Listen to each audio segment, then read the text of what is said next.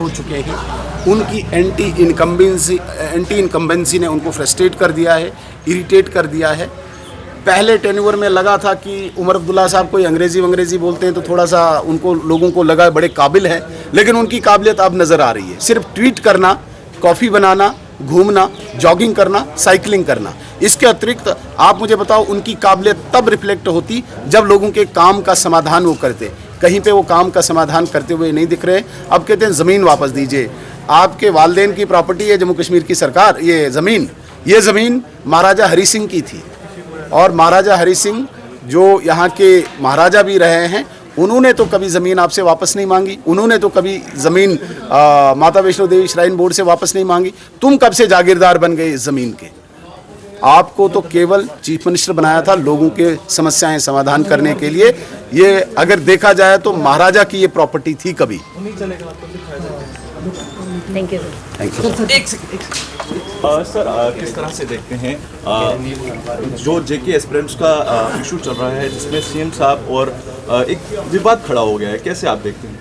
देखिए, मैं तो मानता हूँ इतना बड़ा क्यास, इतना बड़ा कन्फ्यूजन उन बच्चों के बीच में जिन बच्चों ने अपने पेरेंट्स की मजदूरी, अपने पेरेंट्स की कमाई पे मेहनत की थी और जेकेएस एग्ज़ाम के लिए तैयारी की थी, उनके अंदर क्यास और कन्फ्यूजन पैदा करके सरकार, जिसे मैं कहता हूँ गैर जिम्मेदाराना जो रवैया रहा सरकार का, एक मुख्यमंत्री, एक चीफ मिनिस्टर केवल ट्वीट करके सरकार चलाना चाहते हैं, केवल एक स्टेटमेंट दे के सरकार चलाना चाहते हैं।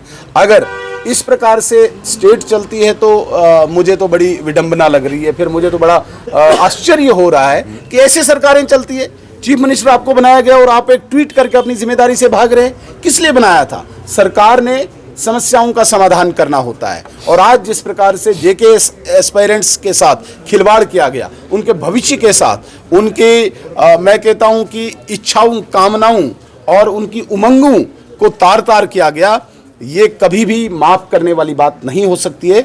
उमर अब्दुल्ला ने उन 40,000 जेके एस्पायरेंट्स के भविष्य के साथ उनका भविष्य रोंदा है कल। मुझे लगता है कि कभी माफ़ नहीं किया जा सकता। चीफ मिनिस्टर इसलिए बनाया जाता है, सरकार इसलिए बनाई जाती है कि वो हर वर्ग के बच्चों को, वो हर वर्ग के लोगों के साथ इंसाफ करे, जस्टिस करे। उनको दिल्ली जाना था, फ्लाइट में बैठ के ट्वीट करते हैं। ऐसे सरकारें चलती है क्या? आज तो ई ऑफिस है, आप तो मोबाइल से अपने ऑफिस का यूज़ कर सकते थे, वो भी न करके केवल और केवल बच्चों के साथ खिलवाड़ किया है। मुझे बहुत तकलीफ हुई है, मुझे बहुत दुख हुआ है उन बच्चों को देखकर, उनकी पीड़ा को देखकर, उनके चेहरे को देखकर मुझे बहुत परेशानी हुई। जेके एस्पायरेंट्स जो 1 साल से एज रिलैक्सेशन मांग रहे थे, 1 साल सरकार के पास था, नहीं की। 6 नवंबर को Jammu Kashmir public service commission की तरफ से नोटिफिकेशन आती है एग्जामिनेशन की कि 7 दिसंबर को एग्ज़ाम है। तब भी 31 दिन होने के बावजूद भी उमर अब्दुल्ला साहब की नींद नहीं खुली। 2 दिसंबर को इनकम्प्लीट एक डॉक्यूमेंट वो लोक भवन में भेजते हैं और same as per the tweet, as per the statement given by lieutenant governor's office, वहाँ से भी कहा जाता है कि इनकम्प्लीट डॉक्यूमेंट को पूरा करके भेजो। 2 तारीख के बाद कोई भी रिस्पॉन्स, कोई भी रिप्लाई लोक भवन में नहीं जाता है। मेरे कहने का यह तात्पर्य है कि ये सरकार जो एंटी यूथ सरकार है, इसे अब एंगर का सामना करना पड़ेगा। वैसे भी ये सरकार वेंटिलेटर पे है, जहां उमर अब्दुल्ला साहब खुद मानते हैं कि इंडिया ब्लॉक वेंटिलेटर पे है। इंडिया ब्लॉक का एक पार्टनर नेशनल कॉन्फ्रेंस भी है, वो खुद भी वेंटिलेटर पे है।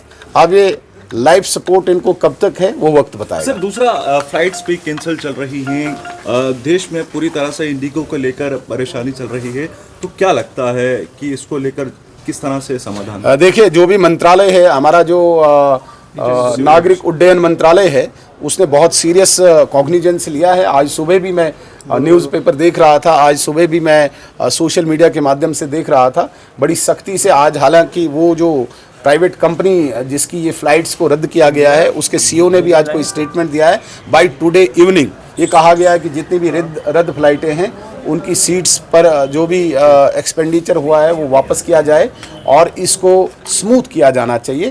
तो मुझे लगता है कि हमें वेट करना चाहिए, आज शाम तक शायद कोई समाधान निकले। सर, उमर अब्दुल्ला अभी ने ट्वीट किया है कि इंडियन एयरलाइंस आईसीयू में चले जाते हैं। आईसीयू पे नेशनल कॉन्फ्रेंस है, सिर्फ इंडिया अलायंस नहीं है, नेशनल कॉन्फ्रेंस है। ये बातें कह के उमर अब्दुल्ला साहब कहीं पे गले लगना चाहते हैं, मुझे गले लगाओ, मैं अब इनको गाली दूंगा, क्योंकि उन्हें लगा इंडिया अलायंस का भी जहाज डूब रहा है। नेशनल कॉन्फ्रेंस को जितनी नफरत इस वक्त पब्लिक में है, ऐसी नफरत कभी हुई नहीं है। 1 साल के अंदर किसी सरकार की एंटी इनकम्बेंसी पहली बार देखने को मिली है। इसलिए इस नफरत को न बर्दाश्त करते हुए किसी के गले लगना चाहते हैं, जो गले लगाने को तैयार नहीं। इसी प्रकार से वो इंडिया ब्लॉक को गाली दे दे के अपनी कोई जिसे कहते हैं एसेंस, वो बढ़ाना चाहते हैं। वो अब बढ़ने वाली नहीं है, लोगों ने रिजेक्ट कर दिया है। Thank you.